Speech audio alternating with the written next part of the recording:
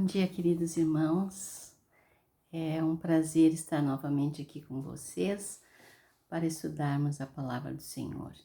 A lição de número 6 já estamos, né? A descendência de Abraão. Eu quero convidá-los, antes de estudarmos a palavra do Senhor, a fazermos uma breve oração. Vamos fechar os nossos olhos e inclinar a nossa cabeça. Pai Santo que estás nos céus, neste momento vamos estudar a Tua Santa Palavra. Pedimos, Senhor, que Teu Santo Espírito possa iluminar a nossa mente, para que possamos compreendê-la, Senhor, para a nossa salvação e para a salvação também dos outros. Ó querido Pai, dê-nos o entendimento. É o que te pedimos em nome do Senhor Jesus. Amém, Senhor. A descendência de Abraão, né? Aqui na nossa lição, nós temos um grupo de pessoas, né? Então, esse grupo de pessoas aqui representa a descendência de Abraão. Todas as nações. Aqui tem pessoas de todas as nações, de todas as etnias. Isso significa que a salvação não foi só para o povo de Israel, mas para todas as pessoas que aceitam Jesus Cristo como seu Salvador.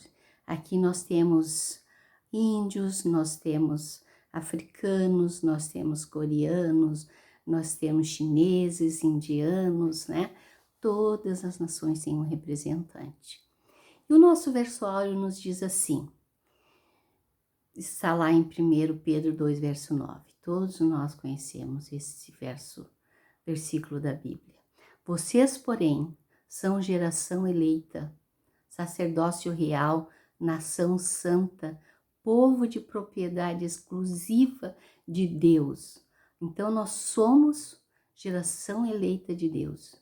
Nós somos sacerdócio real e nação santa e propriedade exclusiva de Deus. Para quê? Para que Deus nos chamou e nos elegeu e nos fez pessoas tão importantes assim. Aqui responde, a fim de proclamar as virtudes daquele que os chamou das trevas para a sua maravilhosa luz, para testemunharmos de Jesus Cristo e da sua maravilhosa luz, que é a salvação eterna, através do seu amor, né? Da sua aceitação. Então, queridos, esse versículo deixa bem claro da nossa missão como sacerdócio real, como nação, como geração eleita. E quero também aqui nos enfatiza o nosso primeiro dia da lição, que diz que certo dia numa pequena cidade havia um relógio na relojaria, né, na vitrine da relojaria daquela cidadezinha. E todo o povo se guiava pelas horas daquele relógio. Mas um dia o relógio parou. E o povo que se guiou pelo relógio da vitrine se deu mal, né? Chegou atrasado no seu trabalho, nas escolas. E assim era o povo de Israel. Eles deveriam ser um relógio para todos os povos, mostrando a hora certa, o caminho certo. E isso, infelizmente, não aconteceu. Deus teve que fazer promessas, alianças e chamar o seu povo. Sempre Deus era bondoso, que tinha um descendente dele, tinha um remanescente que guardava a sua lei fielmente. Então Deus chamava um profeta para chamar o seu povo, para voltar aos caminhos dele. Deus é um Deus de amor, queridos. Imenso amor ele tem pelo seu povo. Israel deveria ter sido o relógio espiritual do mundo. Nesse sentido, ele parou, né? No entanto, não foi um fracasso total, porque mesmo naquela época, Deus tinha um remanescente fiel, um povo que perseverava nos caminhos de Deus. Queridos, essa semana nós vamos estudar quais as promessas da aliança do Senhor que fez a Israel. Quais condições vieram com essas promessas? Sempre houve condições quando existe uma aliança, né? A nação cumpriu essas condições? Vamos ver o que aconteceu quando eles desobedeceram. Então, queridos, vamos estudar a nossa lição com cuidado, com atenção, para saber o que Deus quer de nós. Então, até a próxima. Até o próximo dia, né?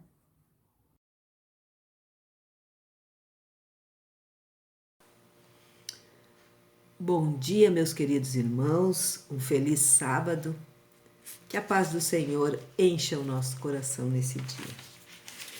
Eu vim aqui hoje para falar sobre a lição 6, o domingo, a nossa lição que tem como título A Descendência de Abraão.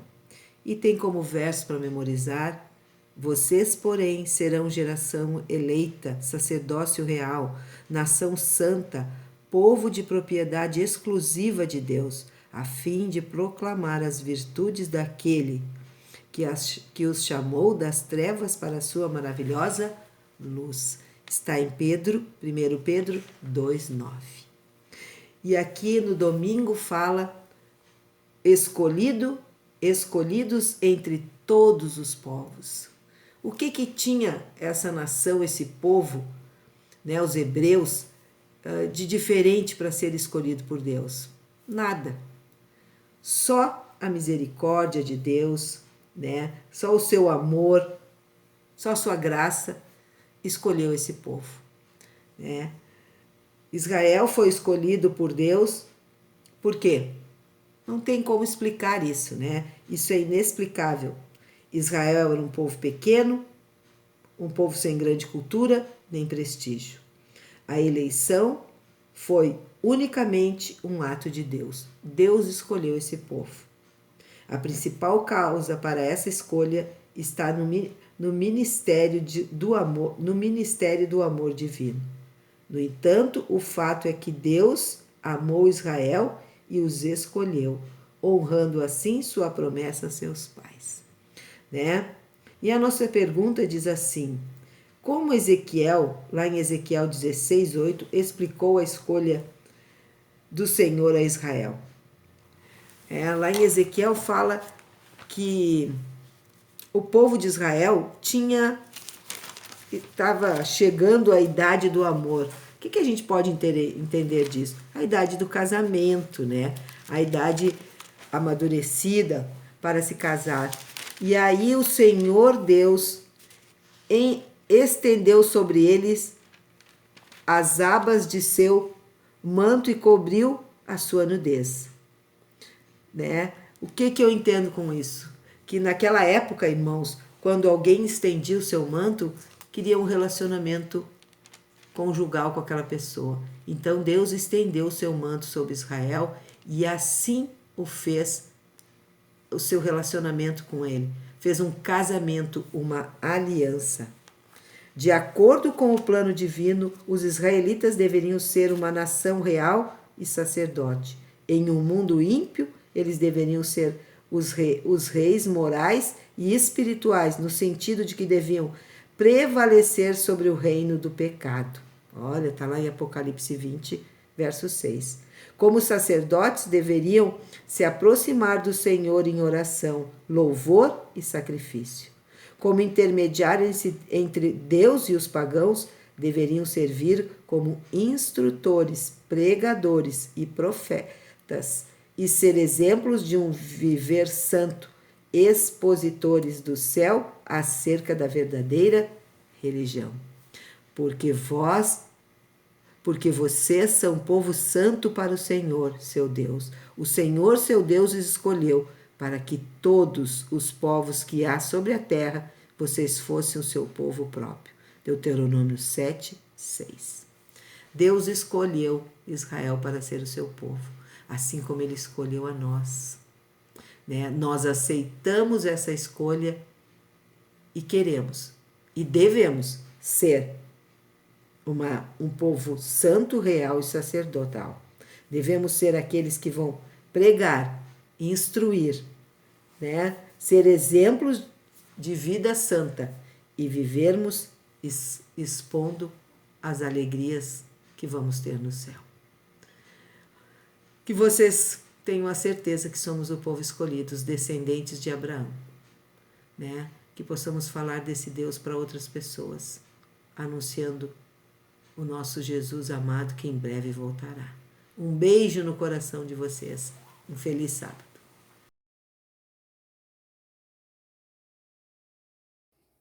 Novamente estou aqui para continuarmos o nosso estudo. Hoje nós vamos estudar quarta-feira agora. Quarta-feira é o remanescente, né?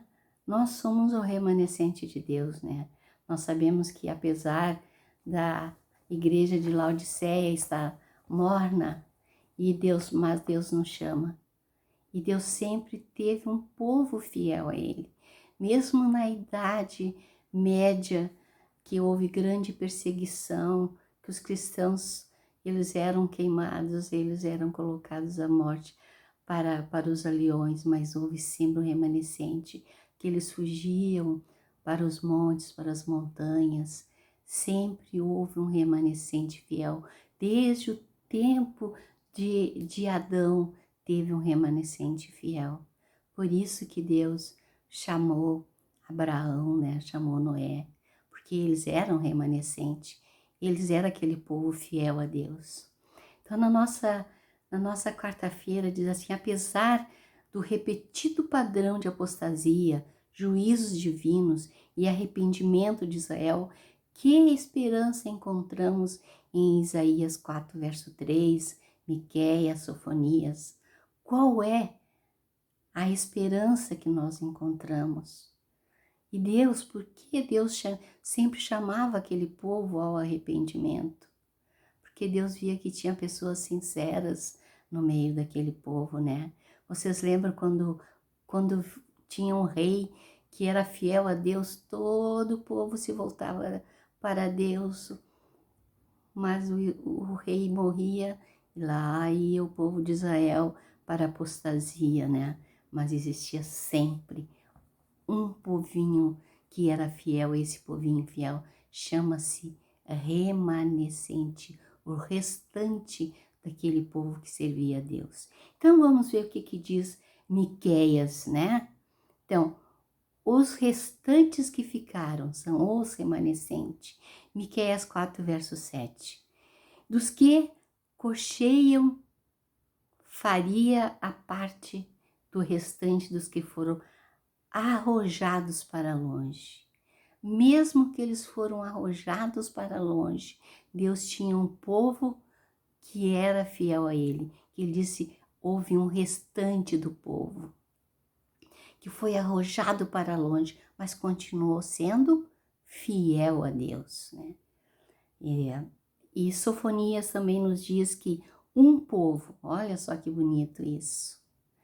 Eu quero ler primeiro o que diz Miqueias. O Senhor reinará sobre eles. Este povo que foi para longe, Deus trará de volta e reinará sobre eles. Essa é a promessa que Deus fez para eles e a esperança deles.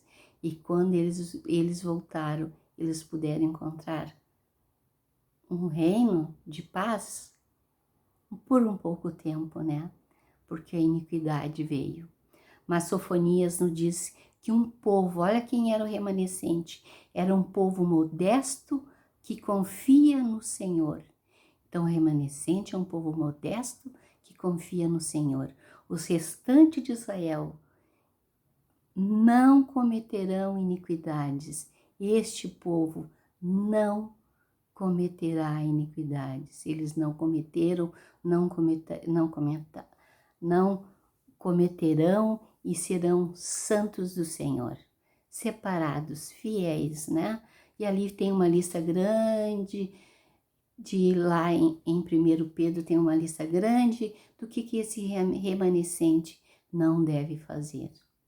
Se nós tivéssemos tempo, nós poderíamos ler, né? Mas agora nós já entendemos um pouco, né?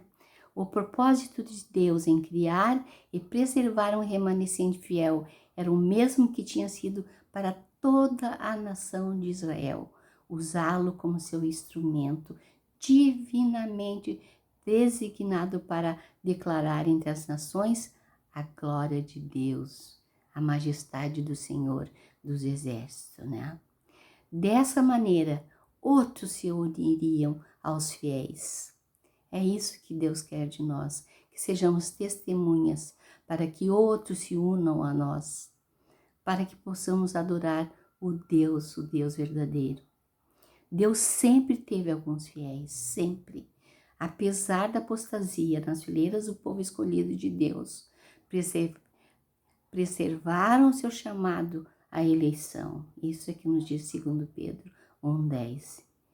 Em resumo, quaisquer que fossem as falhas da nação, como um todo ainda havia aqueles que tentavam cumprir da melhor maneira possível. Vocês lembram de Daniel, né?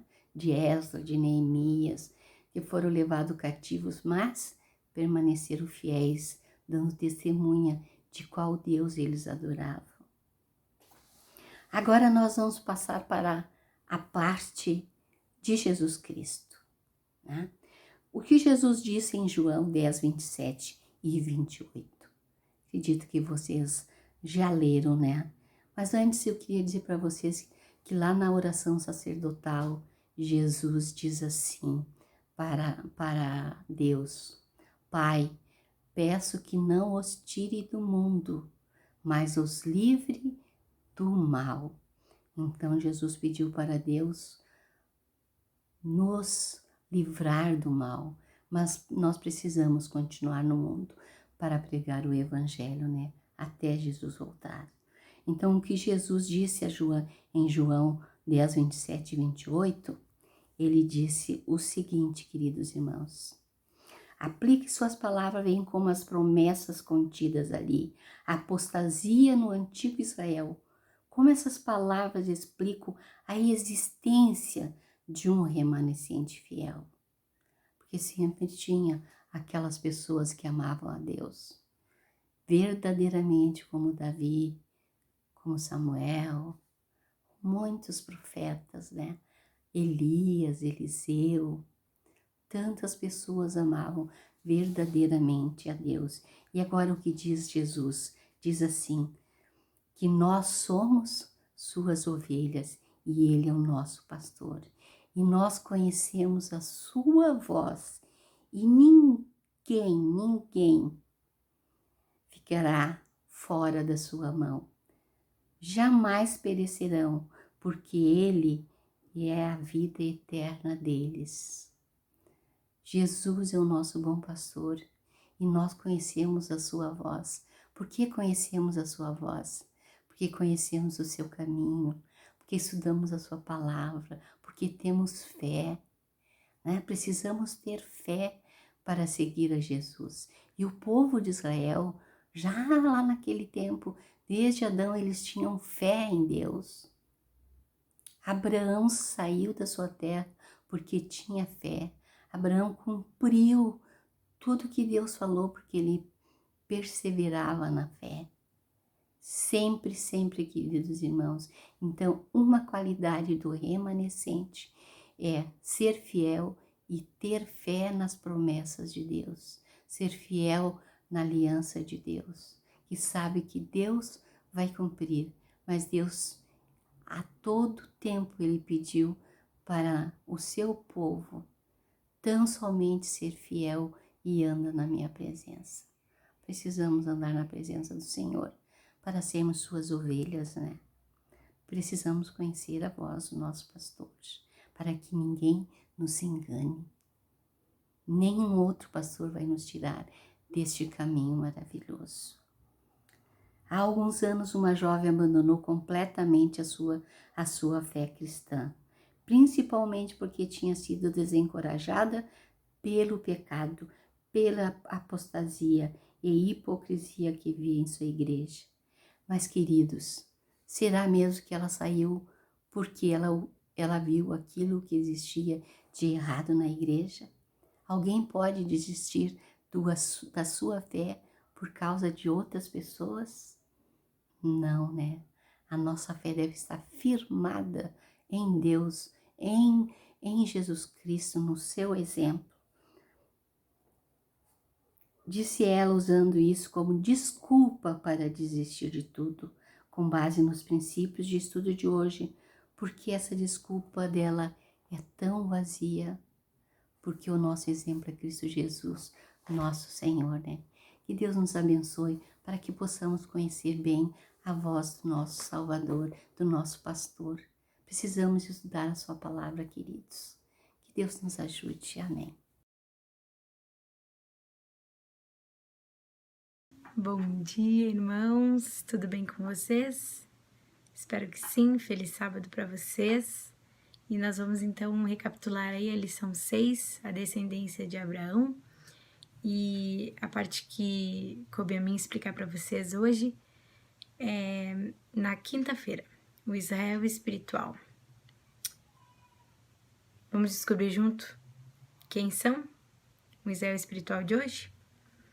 Então, como todo mundo sabe, Israel é um povo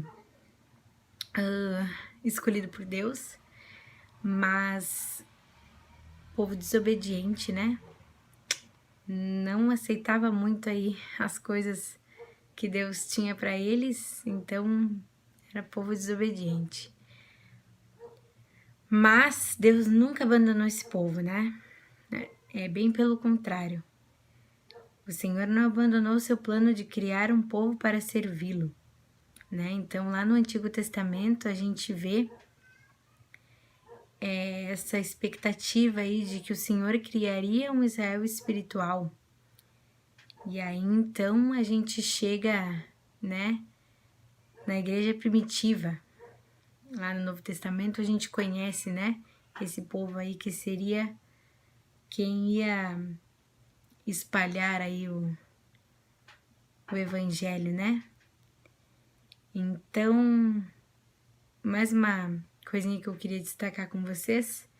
Como filho de Abraão, Cristo se tornou um sentido especial, herdeiro das promessas da aliança. Mediante o batismo, adquirimos parentesco com Cristo e, por meio dele, adquirimos o direito de participar das promessas feitas a Abraão. E as promessas, elas se tornam nossas, não por motivo assim, de onde a gente veio, da nossa etnia ou do nosso gênero, né? Se a gente é masculino ou feminino, mas somente pela graça que Deus concede pela fé. Então vamos ler aí de novo Gálatas 3, 26 a 29. Pois todos vós sois filhos de Deus mediante a fé em Cristo Jesus, porque todos quanto fostes batizados em Cristo de Cristo vos revestistes. No 29 ali a gente fala no finalzinho, porque todos vós sois um em Cristo Jesus. E se sois de Cristo, também sois descendentes de Abraão e herdeiros segundo a promessa. Então agora nós vamos confirmar, né, com vocês, quem é esse Israel de hoje.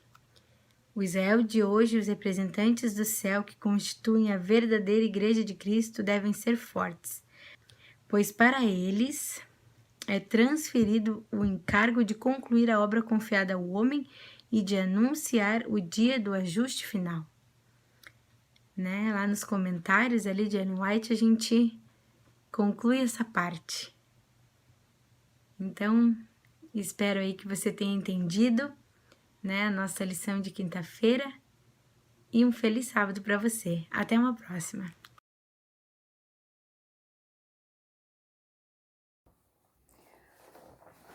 Novamente estou aqui. Queridos, vamos terminar a nossa lição, né? Vamos concluir a nossa lição. Então, eu quero ler primeiro uma frase aqui da nossa querida irmã Ellen White. Cristo veio para demolir todo muro de separação, para abrir cada compartimento das cortes do templo, a fim de que cada pessoa pudesse ter livre acesso a Deus. Seu amor é tão amplo, tão profundo, tão pleno, que chega a todos os lugares. Esse amor tira da influência de Satanás os que foram iludidos por seus enganos, colocando-os dentro dos limites do trono de Deus, o trono circundado pelo arco-íris da promessa. Em Cristo não existe diferença entre judeus e não judeus, entre escravos e pessoas livres. Todos somos iguais. Então eu queria estudar com vocês essas perguntas da nossa lição. Então aqui eu quero ler com vocês 1 Pedro, capítulo 2, e verso 1 e 2. Diz assim: os sacerdotes faziam sacrifícios de animais que apontavam para o Messias. Apontavam para o Messias, né? E hoje, sendo um sacerdócio real, que tipo de sacrifício nós, como membros da igreja, nós temos que fazer? Então eu quero ler com vocês aqui o que diz 1 Pedro 2, 1 e 2. Despojando-vos, portanto, de toda maldade e dolo, de hipocrisias e invejas, e de toda sorte de maledicência. Qual é o sacrifício que nós temos que fazer? Despojando-nos de toda maldade, de toda hipocrisia e inveja que existe dentro de nós. Olha no verso 2. Desejai ardentemente como crianças recém-nascidas o genuíno leite espiritual, para que por ele vos seja dado crescimento para a salvação. Se é que já tendes a experiência de que o Senhor é bondoso, o Senhor é bondoso, Ele quer que a gente ande nos seus caminhos para nosso bem, para a nossa salvação. E diz lá no versículo 5, eu quero ler só a última parte. Sacrifícios espirituais agradáveis a Deus por intermédio de Jesus Cristo. Deus disse que sois edificados casa espiritual para ser de sacerdócio santo. Nós somos sacerdócio santo, então os nossos sacrifícios devem ser agradáveis ao Senhor. É uma retidão, né? É uma fidelidade que Deus pede de nós. Mas quem ama Deus, isso não é sacrifício, é um prazer. Né? Olha que Davi dizia, guardei a tua palavra dentro do meu coração para não pecar contra ti. Guardei com sentimento, com amor, para não pecar contra ti. E a segunda pergunta é, Deus separou Israel para ser uma nação santa que deveria compartilhar a salvação com o mundo. É possível se separar do mundo e ao mesmo tempo compartilhar o evangelho com ele? Vocês, o que vocês acham? Jesus pediu para o Pai não nos tirar do mundo, né? Mas nos livrar do maligno, porque nós tínhamos um evangelho para pregar ao povo, aquele povo que viveu depois que Cristo subiu aos céus. Ele pregou esse evangelho. Não importava para eles ser perseguidos, fugir para outros lugares. Para eles o mais importante era pregar o evangelho. Eles não queriam fugir do mundo, não. Eles esperavam Jesus, é certo. Assim como nós aguardamos Jesus Cristo, a sua volta, eles também aguardavam. Ah, queridos, precisamos ser como aquele povo, fiel e pregar a sua palavra, mesmo em momentos difíceis. Deus sempre teve um remanescente, especialmente lá no verso 18 de 1 Reis. Porque às vezes é mais fácil ser fiel em meio aos ímpios do que entre pessoas afastadas da igreja. Bom, né, queridos? Nem sempre, né? Eu, particularmente, eu acho mais fácil os jovens, principalmente, ser fiéis junto com as pessoas que já têm um conhecimento da palavra de Deus, que junto com os ímpios. Junto com os ímpios, a gente pode dar o testemunho de Deus e alcançar aqueles que são sinceros de coração, né? Mas esses também podem desviar os filhos de Deus. Por isso que Jesus pediu que nos livrasse do maligno, porque o maligno quer alcançar a todos. Mas, querido bom, é a gente viver sempre perto de Deus, confiando na sua palavra, nas suas promessas. O verdadeiro Israel, diz aqui, é o Israel da fé. Como eu falei, houve fé desde lá de Adão, fé nas promessas de Deus, fé no Messias que havia de vir. E nós temos agora a nossa fé na certeza que Jesus vai voltar. E diz mais aqui, que vivem um relacionamento espiritual e de aliança com Deus e atua como seu representante. Nós temos que ter um relacionamento espiritual com Deus e ficar firmes na aliança da qual nós somos representante. Nós somos o seu povo e Deus espera que nós honremos a sua aliança, a aliança de uma terra renovada, né? Sabe qual é essa aliança, queridos? Eu quero ler com vocês Apocalipse 14, verso 12, que diz: aqui está a perseverança dos santos, aqueles que guardam os mandamentos de Deus e têm a fé em Jesus. A nossa aliança é permanecer fiel a Deus até a sua volta e levar o seu evangelho a tantos quantos podemos alcançar. Queridos, essa lição falou muito para nós sobre o Israel espiritual. Nós somos o Israel espiritual. Sobre Israel e a sua aliança, né? Israel tinha uma aliança com Deus e Deus queria que eles fossem leais a Deus, que seguissem os seus ensinamentos, que eram ensinamentos de vida e não de morte. É a mesma coisa para nós agora. Nós temos que segui-lo, porque a aliança que Deus tem conosco é uma aliança de vida, vida eterna, porque Cristo já morreu por nós e já ressuscitou e vivo está lá no céu, intercedendo por nós. Que o Senhor nos ajude e nos guarde para sermos fiéis, sermos o seu remanescente, que um dia vai estar com Ele para sempre. Que Deus nos abençoe e nos guarde. Amém.